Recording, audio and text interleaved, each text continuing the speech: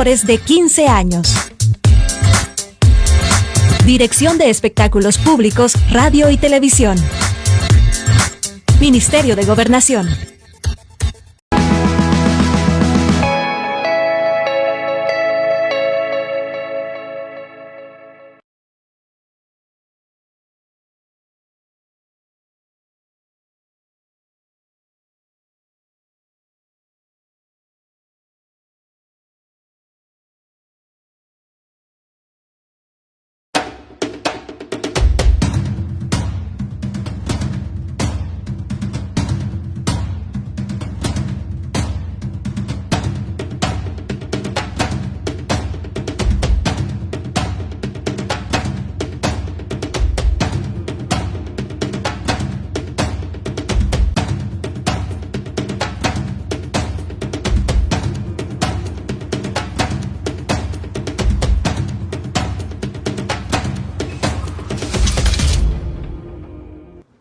Muy buenos días, El Salvador, lunes 6 de noviembre, estamos listos para llegar donde quiera que usted se encuentre. Gracias por su sintonía, gracias por su preferencia, gracias por quedarse con nosotros, gracias por encontrarse con nosotros todas las mañanas a esta hora.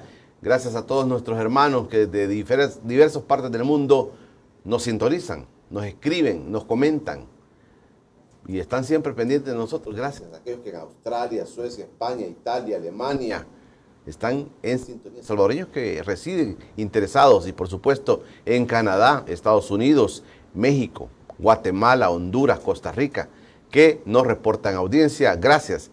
Y por supuesto, aquellos que desde el Paz al Huascorán están en sintonía todas las mañanas en Encuentro con Julio Villagrán. Esta mañana del lunes 6 de noviembre ya me acompaña en el estudio Eduardo Escobar, director ejecutivo de Acción Ciudadana. Vamos a platicar de todo con Eduardo. Tengo muchas preguntas para poder hacerle a Eduardo y que usted también conozca la posición de él y de Acción Ciudadana sobre los diversos temas. Eduardo, gracias por estar con nosotros. Buenos días, Julio. Gracias siempre por la invitación. Un gusto. ¿Cómo está, Eduardo? Bien. ¿Trabajando duro? Trabajando siempre. Acaban de presentar un estudio sobre transparencia también. Así es, sobre el desempeño del Instituto de Acceso a la Información. ¿Y vienen con otro estudio? Sí, el tema, el monitoreo de propaganda electoral por la elección 2024. Antes de comenzar a platicar, ¿se pueden estimar, digamos, montos de situaciones de propaganda? En años anteriores se ha cuestionado mucho eso, los montos. Sí, bueno, nosotros de hecho desde el 2018 hemos presentado en cada elección que se ha dado una estimación del valor de la propaganda, cuánto vale esa propaganda. Obviamente no podemos decir exactamente eso gastaron los partidos en propaganda, pero sí una proyección de lo que se invierte en una campaña electoral en temas de propaganda. Entonces, este año de nuevo lo hemos hecho, solo que con el agregado que hemos monitoreado desde agosto, o sea, iniciamos antes para tener, digamos, un dato que lo vamos a presentar. Lo van a presentar el viernes. El viernes van a presentar datos de cuánto están cantando los partidos políticos. Perfecto, vamos a estar pendientes de eso. Bueno, así las cosas para los periódicos en esta mañana del lunes 6 de noviembre. Eduardo Escobar conmigo. Eduardo, mire, la primera pregunta que le tengo, ¿cuál es su reacción primera a la inscripción del presidente Bukele como candidato a presidente nuevamente, cuando la Constitución pues está diciendo que no se puede? Hemos reflexionado en los últimos meses sobre este tema, venimos hace tiempo reflexionando sobre ese tema y hay una posición bastante clara que la Constitución prohíbe la reelección del presidente vigente, a pesar de los matices, a pesar de todo lo que se pueda decir, está bastante claro, como decía el sociólogo Walter Faguaga, póngale usted la Constitución a una persona que no es política, que esté en la calle y dígale que lo lea, lo va a entender fácilmente que no se permite la reelección, pero hemos venido como conociendo posiciones que han matizado el tema de la Constitución. ¿Su reacción a esto, Eduardo? Bueno, en primer lugar, de ninguna manera, al menos a mí me sorprende la inscripción. O sea, ya era ficha cantada, ya se sabía que iban a proceder de esta manera, inscribiendo la candidatura.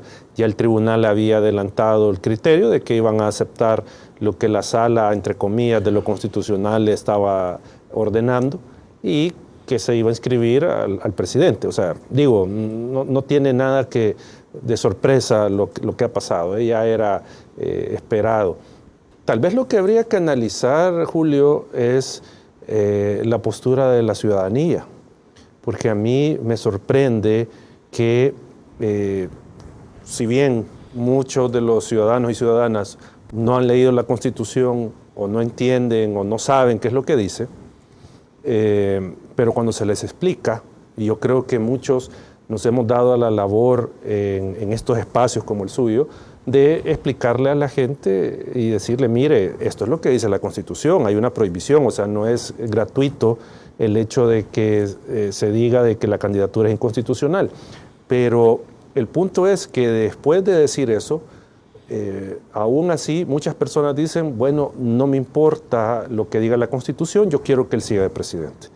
Entonces, eso preocupa, ¿por qué? Porque yo le digo a los amigos que piensan así, ¿qué pasa si alguien se cruza el semáforo en rojo y no respeta el semáforo y lo golpea, le golpea el carro? ¿Qué es lo que le pasa a usted? Usted tiene una afectación por irrespeto a la regla. Entonces, es un poco, digamos, no hay coherencia en la ciudadanía cuando, por un lado, piden que se respete la ley, que aquel que robó sea procesado, pero permiten que se viole la ley en el tema, y en la Constitución, en el tema de la reelección. Entonces ahí hay un tema que me parece preocupante, de que la ciudadanía tenga un doble estándar. O sea, eso de siempre tener doble moral, se le dice en El Salvador, que se tiene en temas personales, temas familiares, temas laborales, se tiene ese doble estándar. Yo pido una cosa, pero yo no la cumplo. Lo mismo sucede acá. Y digo esto porque habría que someter todo esto a un análisis y un estudio de cara al futuro, porque como sociedad no podemos seguir funcionando de esta manera, con ese doble estándar, pidiendo legalidad, pidiendo que se cumpla la ley, y por otro, teniendo estos comportamientos que aplauden y aprueban violaciones a la ley y a la Constitución. Muchos analistas, en el caso como su caso, han venido señalando la cooptación del Estado por parte del presidente Bukele. Él mismo admite en la ONU, admite que la Fiscalía, que la Sala Constitucional, él mismo admite que están bajo su responsabilidad, digamos, no dijo, no querían que pusiéramos nuestro fiscal, no querían que pusiéramos. Este tema de las próximas elecciones, de la aceptación de la candidatura, pasa por un Tribunal Supremo Electoral, que ha estado también en el ojo del huracán estas últimas semanas. El magistrado Julio Olivo acá, la semana pasada, decía que lo que había en el Tribunal Supremo Electoral, Eduardo, era miedo. Lo dijo así de manera clara. Cuando él vota, vota en abstención, no vota en contra, y los análisis que se han hecho es porque tuvo miedo de que lo llevaran preso. Y puede ser, digamos, con todo lo que se ha dicho, que hay reformas penales también en esto. ¿Qué significa esto? Si esto es así como el magistrado Julio Olivo dice, que el tribunal ha actuado con miedo, entonces aquí como que está todo consumado, Eduardo. Así parece, y usted dice, era obvio que se iba a dar esto. O sea, pero parece, a pesar de, digamos, que la Constitución no lo permite, aparece que esto ya está consumado, que todo esto es un hecho que está consumado. Eso es un primer planteamiento que le hago. Y lo otro es, ¿qué viene después de esto? Bueno, Julio, en El Salvador no existe seguridad jurídica. Y para los amigos que no son abogados, me refiero, cuando digo seguridad jurídica, me refiero a la certeza del derecho, a la certeza que mis condiciones de vida no van a cambiar de forma arbitraria, sino que yo el día de mañana voy a mantener mi libertad, por ejemplo, si no he cometido un delito. El día de mañana yo voy a mantener mi propiedad si la he hecho bien, si la he tenido bien. Pero acá en El Salvador eso no pasa. O sea, en el sentido de que el día de mañana de repente alguien puede denunciar que una persona está vinculada con pandillas y sin investigación ni nada la detienen y puede pasar 6, 7 meses detenido.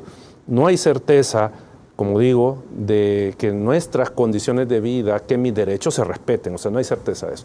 Dicho esto, obviamente, uno de los elementos que influyen en, no sé en qué medida, pero que influyen en el Tribunal Supremo Electoral, es precisamente el miedo que genera oponerse a los designios de casa presidencial. Y me refiero en el sentido de, si yo como funcionario ya vi lo que le pueden hacer a la Sala de lo Constitucional, al fiscal, a diputados del partido y a cualquier otra persona, entonces obviamente sé que estoy en un riesgo si yo me interpongo en lo que quiera hacer casa presidencial y puedo salir afectado. Ya vieron que se puede hacer un antejuicio en express en un par de horas y estar desaforado y ser presentado a los tribunales. Y aquí es donde juega un rol importante esta reforma al Código Penal con lo de fraude electoral, que agregaron el que si un funcionario, una persona obstruye la inscripción de una candidatura, puede ser procesado. Entonces, digamos, ahí eso es un elemento del temor que puede estar, digamos, influyendo en la actuación de una institución, de sus titulares. O sea, si no hacen esto, pues saben que pueden tener una consecuencia. Lo otro puede ser también, Julio, que no hay que descartarlo, una deficiente y tergiversada interpretación de la Constitución y la ley. O sea, digo, como hay de abogados en abogados, ¿verdad? Hay médicos de médicos. Entonces puede tener los magistrados y su equipo jurídico pueden tener una interpretación totalmente contraria a lo que dice la Constitución, pueden tener una interpretación, digo, tergiversada, puede ser por interés, no sé, pero puede darse eso, una interpretación errada. Y lo otro puede ser que también, que no hay que descartar, algún tipo de, digamos, voy a decirlo así, algún tipo de, se me dio la palabra, validación del proceso que se está dando. O sea, digo, yo no me voy a oponer a esto, yo estoy de acuerdo con que todo esto pase, pues yo sumo mi voto a el proyecto político de reelección. Pero hay signos, por ejemplo, el magistrado Julio Olivo dijo acá, lo voy a decir con permiso del magistrado Wellman, dijo acá, él dice que él no va a hacer nada que contraríe al gobierno, nada. Sí, por eso digo, ya sea por miedo, ya sea por el tema de que yo avalo este proceso, ¿ya? O sea, pueden ser las dos cosas. Digo, no me puedo poner en los zapatos de cada magistrado y decir, por esto votaron. Yo creo que en esas tres razones pueden dar. Miedo, una interpretación tergiversada de la Constitución y el tema de, ok, yo avalo el proceso político que se está dando, ¿ya? Esto teníamos muchos años de no verlo, quizás nunca lo habíamos visto así con un Tribunal Supremo Electoral, Eduardo. Ellos se han enfrentado a una situación bastante particular, Sí. donde puede que el pragmatismo político sea impuesto, digamos, de decir, Claro. El presidente debe continuar porque debe continuar, aunque no se lo permita la Constitución. Sí, es darle aval al proceso político que se está dando, ¿ya?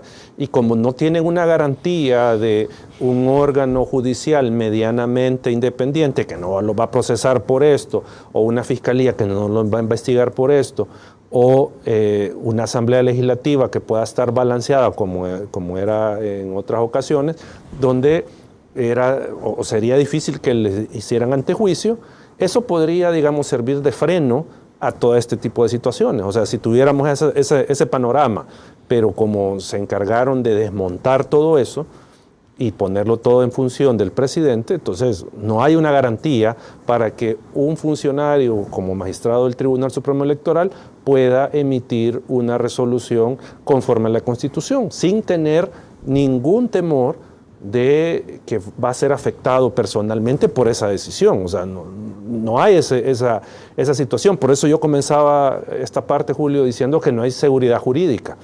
O sea, al no haber seguridad jurídica, pues bueno, yo tengo que medirme en lo que hago. O sea, tengo que medir las consecuencias de lo que voy a decir o hacer, porque si esto al final se interpone en los planes del gobierno, me va a significar un problema judicial como mínimo, ¿verdad?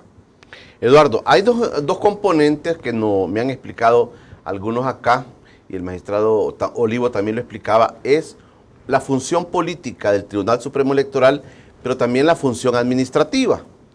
en la función administrativa, si favorece, digamos, lo que hemos estado hablando, si hay favorecimiento político del tribunal a este, digamos, sector, a este segmento, por no decir el presidente, su gobierno, si hay un favorecimiento político, pero ¿por qué hay necesidad de un favorecimiento administrativo electoral? Algunos consideran de que hay varias cosas que están quedando así como muy oscuras en la función administrativa del Tribunal Supremo Electoral. Se habla de cómo va a ser el voto en el exterior, que también hay muchas personas que no hay una depuración del padrón electoral. Hay tantas cosas a nivel administrativo que también muchos están señalando que ahí se puedan estar como fraguando, digamos, de alguna manera fraude. Pero ¿por qué si ya está el favorecimiento político, por qué hay necesidad de esto?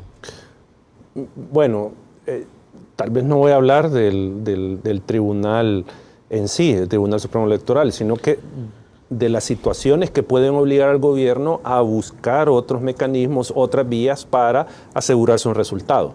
O sea, a eso quiero llegar. Si bien muchas encuestas avalan la gestión del gobierno, incluso de la Asamblea, pero recordemos que hay una serie de situaciones que pueden estar mostrando una situación diferente a la que la gente piensa. ¿A qué me refiero? Si a mí me encuesta a alguien, probablemente por la falta de confianza, porque creo que hay que decir esto, estamos en una situación de país de desconfianza interpersonal. Yo no confío mucho en el vecino, no confío mucho en el amigo, porque estas personas pueden en algún momento dado avisar a la policía, decir tal cosa, aunque yo no esté en ningún mal paso, pero eso lo ha logrado hacer el gobierno, que desconfiemos el uno del otro. Hay una desconfianza interpersonal grande en este país, y entonces al tener, digamos, esa desconfianza, cuando me encuestan, probablemente yo pueda decir, sí, voy a votar por el presidente, voy a votar por el partido. O sea, no soy sincero con mis intenciones electorales, por ejemplo. Entonces, en esa medida puede haber, digamos, algún margen de error en las encuestas en el sentido de que la gente no se está expresando libremente, porque hay mucho descontento por varias situaciones que podemos enumerar en el país. Entonces, al ver y al tener tal vez ellos encuestas que sí les reflejan algún tipo de descontento, algún tipo de pérdida de votos en determinadas circunscripciones, entonces ellos tienen que buscar otros mecanismos para tratar de asegurarse la victoria electoral. Solo así se puede explicar, por ejemplo, voto en el exterior con la modalidad que han adoptado, que abre muchas dudas de la integridad de este proceso. ¿Por qué le asignaron a San Salvador todos los votos del exterior? Casi todos a San Salvador. ¿Por qué cambiaron la regla de la fórmula electoral? ¿Por qué cambiaron el número de diputados? ¿Por qué redistribuyeron los consejos municipales? Precisamente eso puede indicar de que ellos tienen mediciones que no salían bien en los resultados, o sea, como ellos esperaban. Y en esa medida hacen estos cambios, ¿ya? Y eso involucra a otras instituciones, sin duda, como el Tribunal Supremo Electoral, como usted lo mencionaba.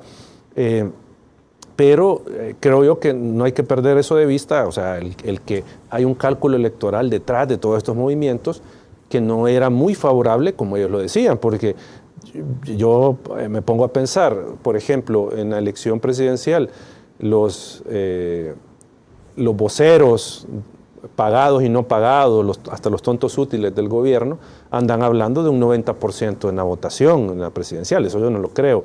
No creo que tenga 90%. Va a andar por un 55-60 como lo tuvo en 2019.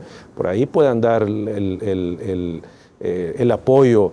Y que saquen esa cifra puede ser una derrota para ellos, porque ellos han dicho de que tienen el apoyo unánime de la población, tienen el 90% de la población apoyándolo.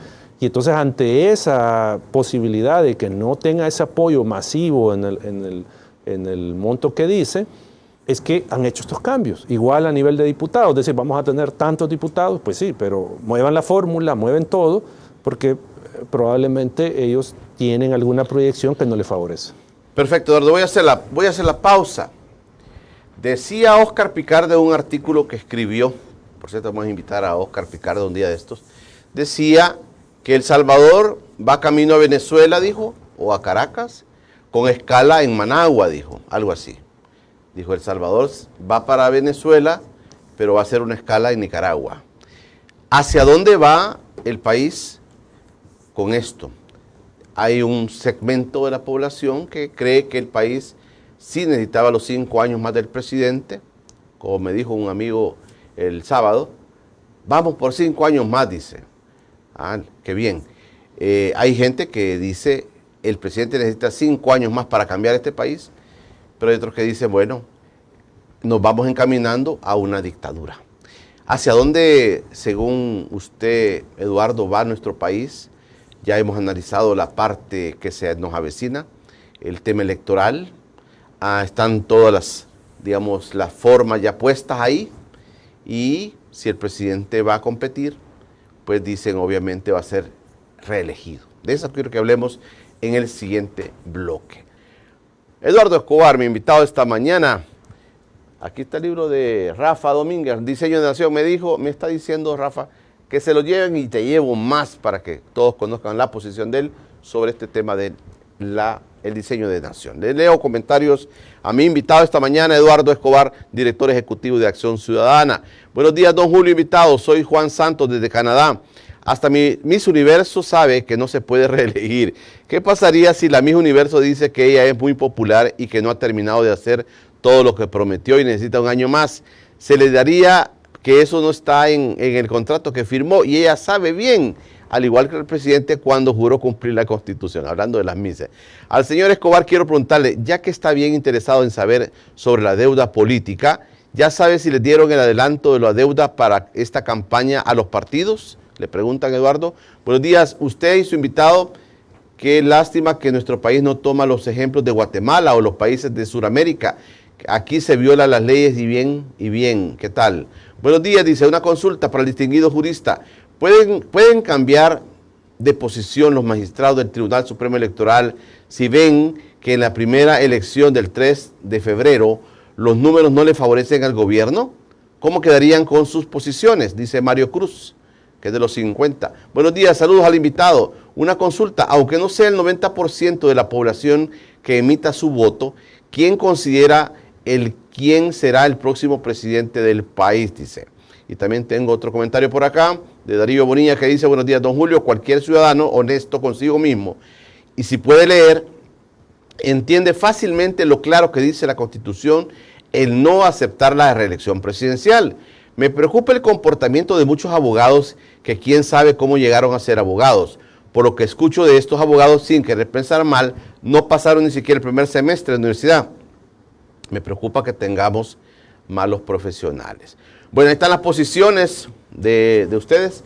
Quiero recordarles, el próximo miércoles tendremos en este espacio, tendremos el debate entre Julio Valdivieso y Enrique Anaya. El próximo miércoles 8 estará acá tenemos un debate de dos abogados connotados, Julio Valdivieso y Enrique Anaya. No puede perderse el próximo miércoles. Ahí están los comentarios, Eduardo. Con el tema de la deuda política, como nosotros consultamos a todos los partidos si ya habían solicitado la deuda política, el porcentaje, el adelanto que les corresponde, les consultamos eso y... Perdón, quiero entender esto. ¿Hay una deuda política de las elecciones pasadas? Sí, para esta elección. Es decir, para los ciudadanos y ciudadanas que no comprenden de qué es deuda política. Sí, porque teníamos la polémica esa, que los partidos Arena y FMLN dijo, no nos han dado la deuda. Y el gobierno dijo, ya se la dimos. No les pagaron, entiendo, la anterior. La de 2021. Okay. Es decir, los fondos públicos que le da el gobierno, el Estado, a los partidos para su campaña. Entonces, este fondo, estos dineros le corresponde a los partidos poder pedir el 70% en este momento. De adelanto de las elecciones 2024. Para las elecciones 2024, basados en la cantidad de votos que obtuvieron en 2019 y en 2021.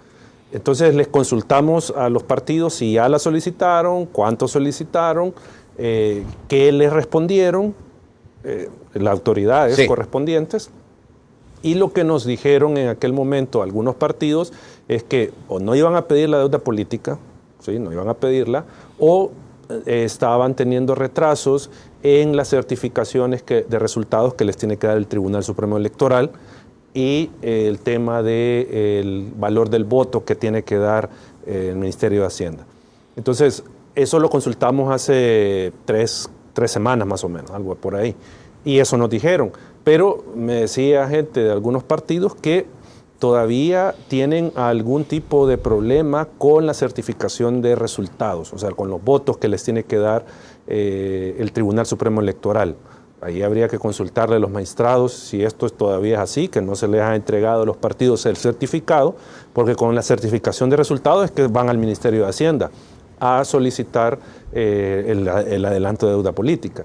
Y esto, digo, si eso está pasando así, que no responde el Tribunal Supremo Electoral y el Ministerio de Hacienda tampoco es ágil en dar el valor del voto y tramitar las solicitudes, lo que sucede es que hay, digamos, una afectación en los intereses de un partido político y, aparte, vuelven el proceso electoral un poco desnivelado, porque pueda que unos tengan fondos y otros partidos no. Entonces eso con la pregunta de la deuda política, sabemos que todavía hay problemas para que algunos partidos accedan a la misma. He escuchado comentarios, Eduardo, que dicen, es que mire, ¿y cómo les van a dar dinero a estos si son corruptos?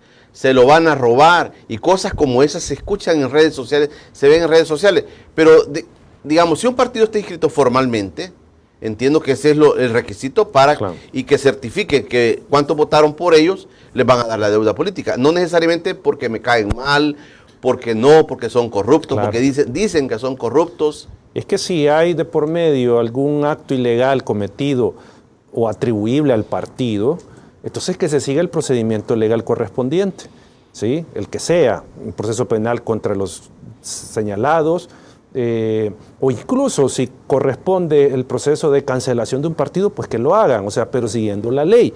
El tema es que no estén las autoridades haciendo cosas que estén fuera de ese marco legal, o sea, y lo que decían los ciudadanos, pero ¿por qué les van a dar dinero si son corruptos? Pues bueno, como digo, los partidos tienen ese derecho a recibir los fondos públicos para su campaña electoral. Si hay temas legales pendientes, pues eso se tienen que tramitar en la instancia correspondiente, pero no tienen que, digamos, mezclar la deuda política acá, porque yo creo, incluso pondría hasta cierto punto en duda la legalidad, habría que analizarlo, de la retención que le hicieron de deuda política a Arena y al FMLN en 2021, por el tema de que estaban siguiendo procesos de extinción de dominio por temas de corrupción. O sea, digo, no es que esté avalando de ninguna manera los actos ilegales en los que pudieron haber estado involucrados personeros de esos partidos, o sea, porque no es eso, sino que el punto es si aplica legalmente detenerles el pago de la deuda política, ¿ya? No pagarles por esa razón. Pero bueno, el punto es que hay en este momento un problema con la deuda política que, digo, puede significar una desventaja más para los partidos políticos en la elección 2024. Refrésquenos la memoria, Eduardo. ¿Quién está financiando a los partidos políticos? Usted inclusive opinó sobre el tema de Nuevas Ideas, que a ustedes generaba dudas, donde creo que legalmente no está formal. ¿Quién está financiando, por ejemplo, Nuevas Ideas? Sí, o sea, digamos, el Partido Arena tiene financiamiento de personas naturales y de algunas empresas. O sea, no puedo decir todos los nombres, o sea, sí, no, pero digamos, esa es quienes financian ese partido. Y ellos le entregaron a usted la información. Ellos entregan la información de quiénes son sus financistas. Que si alguien quiere revisar esto, pues está en el portal web de Acción Ciudadana y tenemos toda esta información, pueden revisar quiénes son los financistas. El partido FMLN, personas naturales en general, antes lo financiaban funcionarios, ahora como ya no tienen funcionarios, son personas naturales. Al partido Gana, por ejemplo, no tenemos el dato de quién lo financia. Solo sabemos cuánto es su ingreso y sus gastos, pero no quiénes son los que lo financian. PDC y PCN, pues tenemos personas naturales y algún par de empresas por ahí pequeñas. En el caso de Nuevas Ideas, no podemos decir quiénes lo financian, porque el partido no ha entregado la información sobre su financiamiento. Desde que se fundó el partido, que se inscribió como tal en 2018, nunca ha entregado a Acción Ciudadana el detalle de sus ingresos, sus gastos y quiénes son sus financistas. Alguien podrá decir, pero ¿y por qué les tienen que entregar esa información? Ah, porque está en la ley. Porque la ley obliga al partido a entregar esta información. Entonces, no sabemos del Partido Nuevas Ideas quiénes son sus financistas. No sabemos si puede haber fondos públicos desviados, no sabemos si pueden haber fondos de gobierno extranjero financiando las campañas o al partido. O sea, no se sabe nada, ya porque no entregan información. Y de hecho el Tribunal Supremo Electoral tiene, desde hace casi 4 años, pendiente hacer cumplir una sentencia del mismo tribunal que ordenó al partido entregar la información. 4 años y no ha dicho nada el Tribunal Supremo Electoral. ¿Sobre el financiamiento de Nuevas Ideas. O sea, el tribunal, los anteriores magistrados, sentenciaron y ordenaron que el partido entregue la información, su información financiera. ¿Y este tribunal no ha hecho cumplir eso? No ha hecho cumplir eso. No ha hecho cumplir eso. Eso está ahí. Entonces, por eso digo, un tema vital, que es el tema de la transparencia, y sobre todo de quién financia las campañas, está, digamos, no podemos decirle al partido Nuevas Ideas, usted es un partido transparente, porque no entrega esa información. Hay también ya posicionamientos tanto de personas que opinan en redes sociales, en todos los medios, y también de autoridades, Eduardo, sobre el tema de campaña adelantada, ¿verdad? Se dice, mire, hay indicios, hay cosas que se están viendo que son campañas adelantadas. Por ejemplo, hemos analizado acá con algunas personas sobre el spot que sacó Casa Presidencial en el tema del régimen de excepción, donde dice, mire, si usted vota por los opositores, algo así dice, si usted, los opositores van a llegar y van a quitar todo esto, por eso es que es bueno que el presidente siga, una cosa así.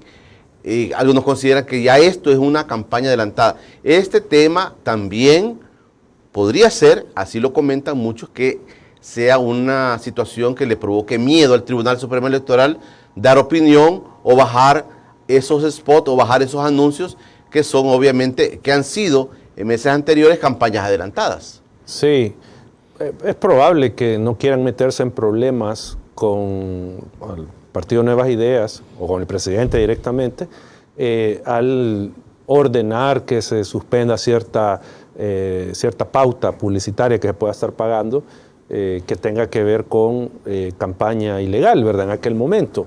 Eso es una posibilidad. Siempre hemos visto una autoridad electoral, no digo solo esta, sino que siempre, por lo general, pasiva con respecto a la propaganda anticipada. Y cuando ha reaccionado, pues lo ha hecho muy tarde. O sea, ¿de qué sirve posteriormente ordenar que se suspenda una propaganda si ya pasó 2 días la propaganda, ya cumplió su objetivo, que es generar, digamos, simpatía, generar apoyo electoral por medio del voto? Entonces, ¿de qué sirve que al final pasen 2 días y ordene que se baje? Entonces, digo, es un problema crónico el que tenemos con la campaña adelantada. O sea, y digo crónico porque no solo es de ahora, eso es de antes. De hecho, en el monitoreo que vamos a presentar el viernes, vemos ya campaña desde agosto, campaña adelantada.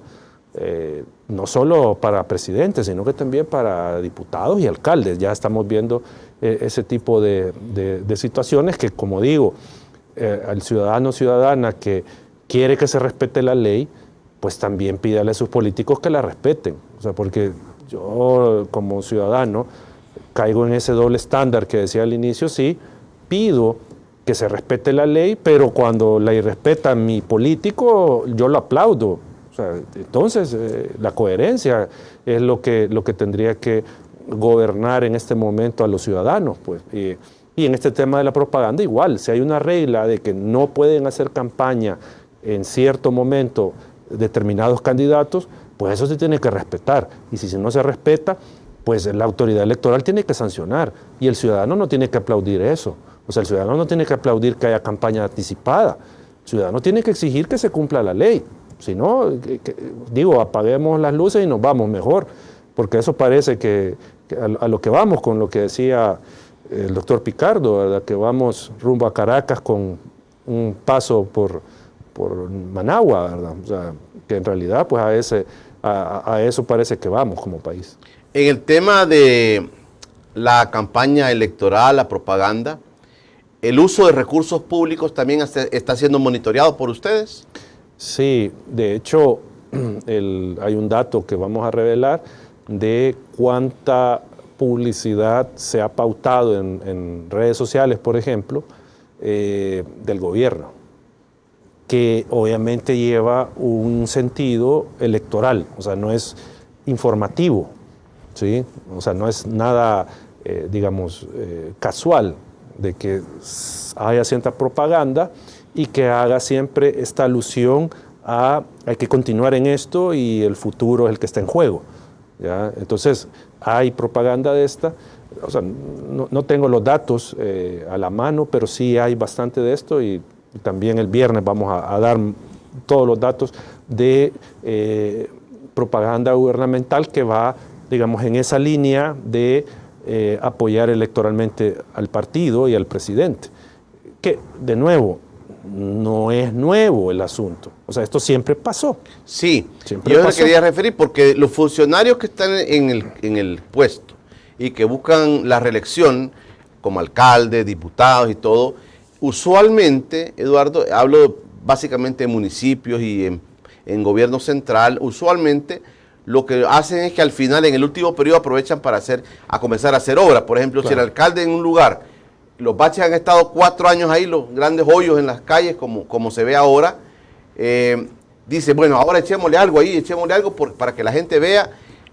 Esta cuestión no es nueva, como usted dice. Claro, o sea, esto pasa, digamos, no ejecutar todo el presupuesto del año y ejecutarlo y cerca de la elección, no hacer obras hasta cuando viene la elección, digamos, eso es normal, y luego hacer propaganda sobre eso de forma ilegal, ¿verdad? Anticipadamente.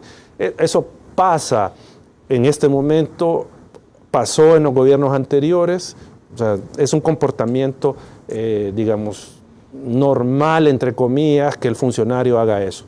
El punto acá que habría que decirle y a cuestionarle a la ciudadanía es que supuestamente los funcionarios del Partido Nuevas Ideas iban a hacer una política diferente, iban a ser diferentes, no iban a abusar de los recursos estatales, porque usar la plataforma legislativa, la plataforma municipal, la presidencial o la que sea, para hacer propaganda anticipada, eso es usar indebidamente los recursos estatales. Por ejemplo, un diputado estaba planteando que, por ejemplo, él puso el caso a que los medios de comunicación de la Asamblea Legislativa son básicamente de exclusividad del Partido Nuevas Ideas. Sí, y eso uno lo ve. Entonces, ¿qué es lo nuevo?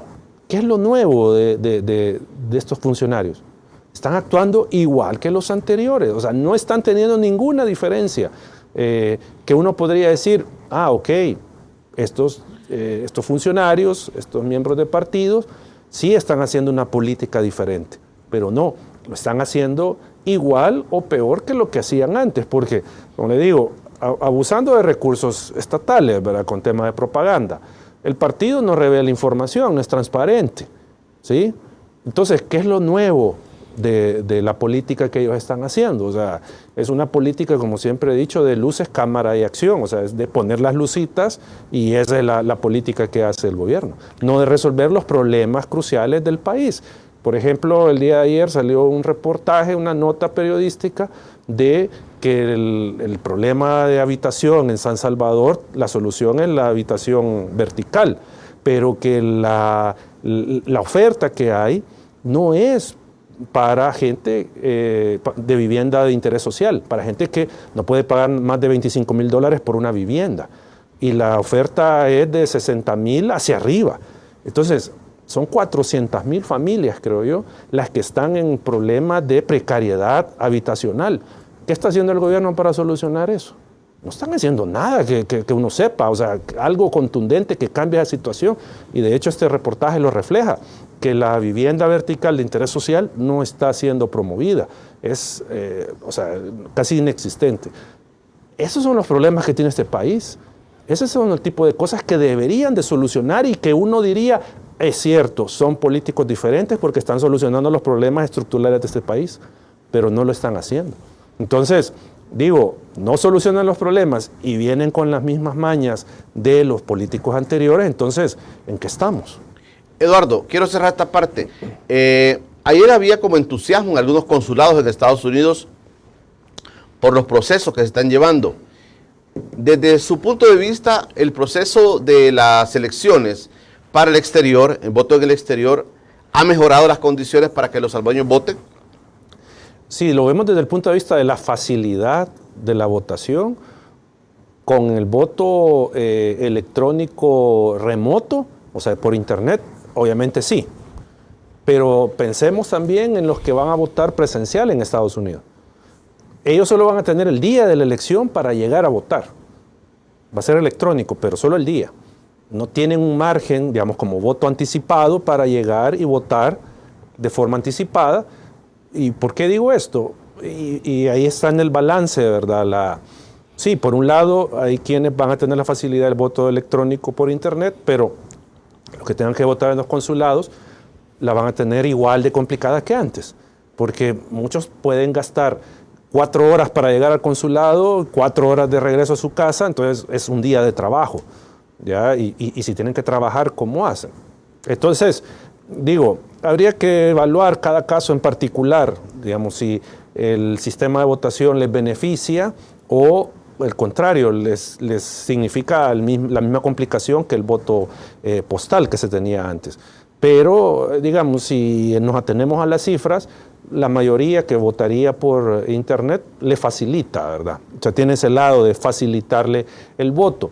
Solo que aquí es donde viene, aunque no me lo preguntó, pero viene la otra parte, el tema de la seguridad de ese proceso de votación, que ahí es donde, digamos, está la duda, está la preocupación de posibles manipulaciones que se puedan hacer, y no estoy diciendo que por la autoridad electoral, pues necesariamente, sino que el sistema es sujeto a que pueda ser, digamos, manipulado intencionalmente.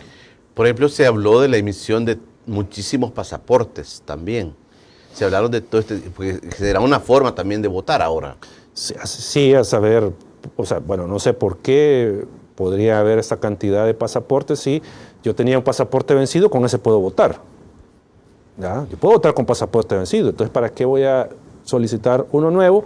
Sigamos, si yo ya ¿Usted soy escuchó residente? las cifras es que lanzaron de que había una emisión de pasaportes? Creo que sí, no me recuerdo. Pero a lo que voy yo es que todo esto es, digamos, una situación, el voto en el exterior, que pone, digamos, en tensión la integridad del proceso electoral. O sea, si puede por esta vía garantizarse que se tenga claro quiénes son los votantes, que voten los que están autorizados para votar, que no haya manipulación del voto, es decir, de que yo venga, suplante a alguien, agarre el documento de mi papá y yo venga y yo pueda votar, que no estén, digamos, las medidas de seguridad adecuadas, o que de repente, que esa es la preocupación tal vez mayor, aparezcan 200,000 votantes, o sea, de la noche a la mañana, ¿verdad?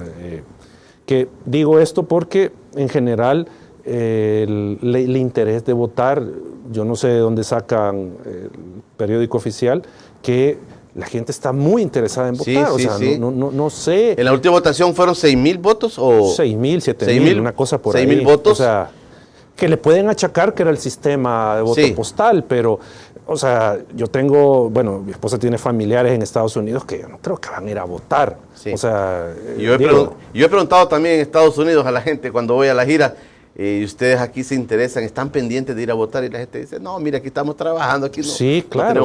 Aquí tenemos muchas cosas que hacer. Pero bueno. Voy a hacer la pausa, Eduardo, voy a hacer la pausa. Claro su punto. Vamos a regresar después de la pausa. Estamos en el último bloque de encuentro con Julio Villagrán. Eduardo Escobar, de Acción Ciudadana, me acompaña esta mañana. Gracias por su sintonía, gracias por su preferencia. Este espacio por cortesía de Cable Color. Cable Color es el internet más rápido de todo El Salvador. Usted no conoce los servicios de Cable Color, llame al 7085-6525 y ahí le van a dar información sobre todos los servicios de Cable Color. Bueno, voy a leer algunos comentarios que están llegando. Ahí estamos a cuentagota. Buenos días, saludos al invitado. Una consulta, aunque no sea el 90% de la población que emita su voto, ¿quién considera él quien será el próximo presidente de El Salvador? Le preguntan. Saludos desde Boston, excelente análisis de los temas de la coyuntura nacional. Buen día, licenciado Villagrán. Consulte a su invitado cuál es la procedencia de los fondos para la propaganda del gobierno, si por el momento el Tribunal Supremo Electoral no ha dado la deuda política. Buen día, consulte a su invitado si al momento de la aceptación para candidato a presidencia del presidente Bukele ya es oficial o falta algún otro pronunciamiento del Tribunal Supremo Electoral. Si ya es oficial y no hay protocolo, ¿por qué sigue siendo presidente? Esta es una buena pregunta, Eduardo. Buenos días, excelente programa. Las cosas se ven negras, más que este black fraude del TCE. Vamos a la dictadura pobre El Salvador. Dice, buenos días, Julio, su invitado. Tengo un par de amigos en Estados Unidos. Él ya tiene su par de años allá y está legalmente. Me dijo que desde hace un par de meses él tramitó su DUI. Le pusieron muchas trabas, le preguntaron de qué partido era y al parecer se los están negando porque ellos se reúnen en un grupo de salvadoreños allá y por esa razón no se los quieren dar. La mayoría de los hermanos en el exterior no está con grandes deseos de votar en el periodo de elecciones. Buen día, pregúntele por favor a su invitado qué opinión le merece el hecho de que ninguna asociación de abogados se pronuncie respecto al tema de la reelección. Ilegalidad total y el Tribunal Supremo Electoral en silencio. Desde ayer empezó la campaña Bukele, donde dice claramente que debe seguir gobernando para seguir con los cambios y mejorar el país, dice. Así comenzó y tengo otro comentario por acá, dice. Buenos días, don Julio. Con respecto al debate del miércoles, debo decirle que ya sabemos que uno de ellos, de los panelistas, es admirador del presidente. Así que ya sabemos la postura con la que llegará. Si en verdad fuera ético en su profesión, debe apegarse a la Constitución. Gracias por su espacio, nos dicen acá, nos dice el amigo Jordi. Ahí nos escribe Jordi. Bueno, ahí están algunos comentarios, Eduardo. Bueno, de algunos que logré anotar, el primero que pregunta que si no es el 90, pero va, sí, o sea, nadie niega de que tiene un apoyo popular el presidente, o sea, yo no estoy diciendo de que no, pero no es ese el punto. El punto es que él no puede reelegirse. Ese es el tema. Mire, Eduardo, pero le hace una pregunta interesante. Si esto es oficial, ya la aceptación de la candidatura, ¿no debió haber renunciado ya o cuándo debe renunciar? Es que, Julio, ¿cómo decirlo? Es intrascendente al final, desde mi punto de vista y desde el punto de vista jurídico, lo que hagan. Si él renuncia, si pide permiso, eso es intrascendente ya. O sea, no tiene... Voy a poner el ejemplo, si con lo que siempre nos dicen a los abogados, el fruto envenenado, si al final el árbol está envenenado, los frutos que va a tener, ¿qué son? Van a estar envenenados, no van a ser frutos comestibles. Lo mismo acá, o sea, si desde el inicio, digamos, la base del proceso es inconstitucional su candidatura, entonces todo lo demás tiene el mismo vicio. Entonces no importa si se va porque pida permiso o que si ya no tiene que ejercer, o sea, a mi juicio no tiene relevancia, pues ellos van a hacer lo que consideren que tienen que hacer. ¿Cómo califica usted? ¿Cuál es el calificativo que usted le da a esto que está pasando? Usted dice, inclusive, ya va a ser irrelevante que renuncien o no, que el vicepresidente tampoco renuncie o no, se van a quedar en su puesto, no van a hacer nada, ya la gente ya dicen, estamos seguros que vamos a ser nuevamente presidente y vicepresidente. Sí. O sea, pero ¿cómo califica esta acción, esta situación, Eduardo, usted? No, es camino a una dictadura, pues, o sea, este es otro ladrillo más en el empedrado hacia una dictadura, es eso. O sea, irrespeto de las reglas, reelección constitucional, luego van a ir con la reelección indefinida, de seguro van a cambiar la constitución y va a ser que hasta que quiera el presidente salir, va a salir. ¿Usted lo ve así, Eduardo? ¿Ah? Sí, claro, sí, es que ese es el camino que han seguido en Nicaragua y en Venezuela. Y es que eso que dice el doctor Picardo no es broma. O sea, vamos camino a Managua y luego a Venezuela. A eso vamos. Si es que, si uno revisa, y creo que ya lo he dicho aquí, Julio, si uno revisa los procesos en Nicaragua, los procesos en Venezuela, qué fue lo que ocurrió, ¿sí? Uno va a ver qué es lo que está pasando acá en El Salvador. Es lo mismo, o sea, está pasando lo mismo, obviamente con algunos matices, ¿sí? Estamos hablando de llegar al poder por la vía popular, con el respaldo popular. Exacerbar el populismo, aquello de la soberanía nacional, discursos de odio, acabarse a la oposición, capturar las instituciones, ¿ya? Y ponerlas al servicio del presidente, pues no al servicio de la gente, al servicio del presidente. Luego destituir magistrados, destituir fiscales, eso es lo que pasa, se capturan todo. Luego aparecen con la reelección. Luego aparecen con una reforma constitucional para terminar de configurar todo su plan político y el pueblo en esa medida, pues igual, aplaudiendo. Y eso es lo que ha pasado, como digo, en Nicaragua, en Venezuela, y a esa ruta vamos. O sea, no hay seguridad jurídica en esos países. Miren todo lo que ha pasado en Nicaragua, del cierre de universidades, de organizaciones, hasta atacado a la iglesia. O sea, todo eso está pasando allá y aquí ya estamos comenzando a ver esas señales de intolerancia, ya intentaron cerrar organizaciones. Hay ataques contra la prensa. Lean los comunicados y los posicionamientos de la APES. Ustedes ven todo ese tipo de ataques. No hay seguridad jurídica en este país. ¿Ustedes como Acción Ciudadana tienen miedo de que un día lo cierren? Sí, eso está latente. Eso está latente. De que de repente aprueben una ley restrictiva de las organizaciones de sociedad civil, como han hecho en Nicaragua. En Nicaragua, todas las organizaciones que se quedaron fueron cerradas. Todas fueron canceladas y algunas están fuera. Las que lograron están fuera. ¿Sí?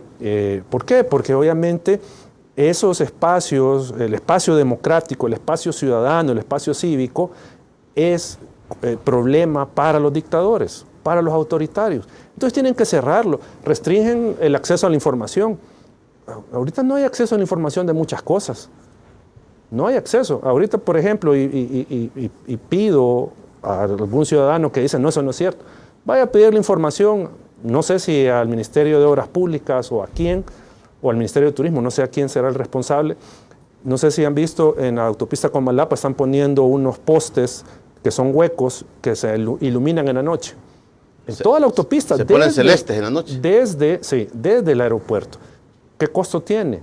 ¿En qué beneficia esa obra al país? O sea, y pregunten, hagan la solicitud de información a ver cuánto están gastando. Y van a ver que no les van a dar información. Entonces está cerrando el acceso a la información. Hay ataques contra el que piensa diferente. ¿Sí? Hay captura de instituciones, no hay garantías. O sea, a mí me pueden detener el día de mañana injustamente, infundadamente, y yo no tengo la posibilidad de obtener un habeas corpus de la Sala de lo Constitucional, que la Fiscalía investigue adecuadamente, que se me impute algo indebido. En eso estamos. ¿Y eso qué es? Eso es una dictadura. O sea, es un camino a una dictadura, un autoritarismo. Entonces vamos a eso. Y nosotros lo venimos diciendo, lo venimos señalando, pero la gente, como dicen, la democracia muere con el aplauso de la gente. Así muere la democracia. Así murió en Nicaragua y miren todo lo que está pasando. Así murió en Venezuela. Entonces, es un problema de país que tenemos y que inevitablemente en algún momento esto va a concretarse de esa manera, por esas vías, pues, de que cierre de medios de comunicación o ataques, porque también tal vez ellos van a tener el cuidado de no hacerlo tan abiertamente, sino que por medio de acciones legales, entre comillas legales, van a atacar a quien piense diferente. O sea, no tenemos garantía de nada en este país. ¿A usted le parece que ese escalonamiento va a llegar? Sí, sin duda. Así es que ahorita creo que se han frenado porque está el proceso electoral en marcha y no les conviene en este momento atacar, cerrar a opositores, a medios opositores, digo, opositores que no estoy diciendo que un medio sea opositor, pero ellos lo califican así, a organizaciones de sociedad civil. O sea, no les conviene hacer esto por la elección, porque no quieren dar todavía más una imagen autoritaria, ¿ya? No quieren hacer eso. Eduardo, ¿a usted le parece que Estados Unidos, a través del personero que vino recientemente, su secretario, entiendo, de Asuntos Hemisféricos, vino a darle la bendición a Bukele? No, yo no creo que bendición, pero sí, Estados Unidos tiene sus intereses, ¿ya? Y va a mover su política en función de esos intereses.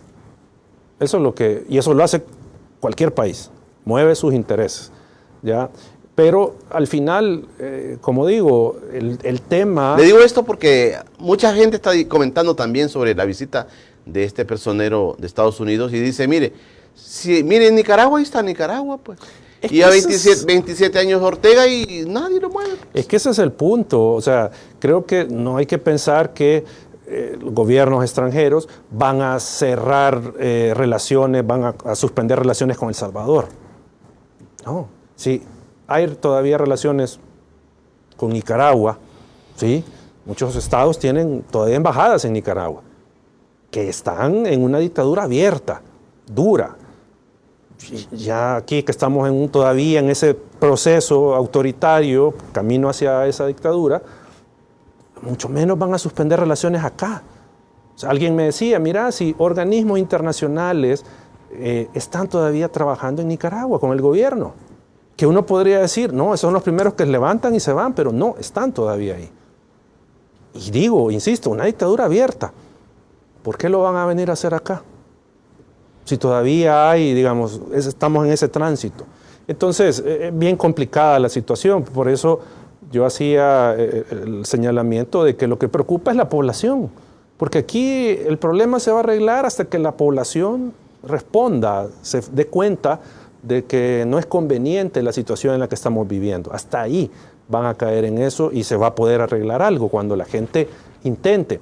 El punto va a ser que si esto es muy tardío, porque en Nicaragua, ¿qué fue lo que pasó? Allá en 2018 reventó el asunto. La gente, guiado por universitarios, se alzó la voz, salió a protestar. ¿Y qué hubo? Una masacre, una matanza. Eso es lo que pasó. Y se recrudecieron las medidas del régimen a niveles absurdos. O sea, lo que está pasando en Nicaragua es absurdo. Entonces, el punto es de que la gente, y yo siempre lo digo, hay quienes dicen, no, pero es que me quitaron al pandillero. Sí, pero usted no sabe que por quitarle a ese pandillero lo han metido en una cacerola como que fuera un cangrejo con agua fría y ya encendieron el fuego. Usted ni cuenta se va a dar cuando esté cocinado. Y así le pasa a los cangrejos.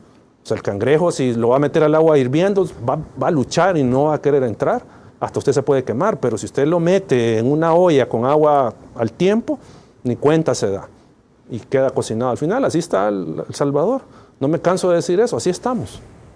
Eduardo, gracias por estar con nosotros. No, gracias a usted, Julio, un gusto siempre. Eduardo Escobar, director ejecutivo de Acción Ciudadana, me ha acompañado esta mañana de lunes 6 de noviembre. Mañana martes, mañana estará con nosotros el concejal de la alcaldía de San Salvador, Héctor Silva.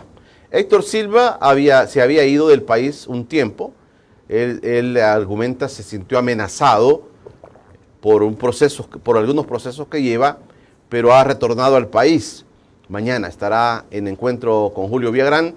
Héctor Silva no puede perderse. Y el miércoles tenemos nuestro debate. Julio Valdivieso y Enrique Anaya debatiendo sobre el tema de la reelección presidencial, sobre el tema del Tribunal Supremo Electoral el próximo miércoles. Eso es todo por hoy. Gracias.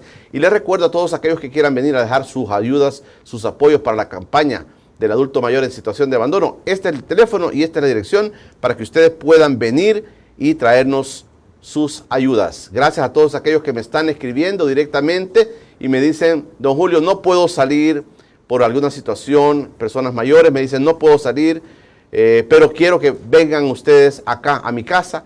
Y ya estamos haciendo eso. Si usted tiene algo que entregarnos, para donarnos para esta campaña que tenemos, por favor, llámenos con confianza. Aquí en San Salvador es más fácil. Ya fuera de San Salvador, me llaman a mí, yo voy a ir y los voy a visitar. Llámenos y apóyennos en esta campaña. Ya estamos en esta campaña de manera más de lleno porque las primeras semanas, o sea, en un mes exactamente, estaríamos comenzando a llegar a los lugares a dar un poco de ayuda de nosotros. Ya tenemos identificados los lugares, ya les voy a dar detalles luego de eso, pero gracias por su apoyo. Usted puede llamarnos para que nosotros podamos ir con ustedes. Es todo por hoy. Nos encontramos mañana, Héctor Silva, mañana en este espacio. Es todo por hoy. Que Dios me lo bendiga. Pasen un feliz día.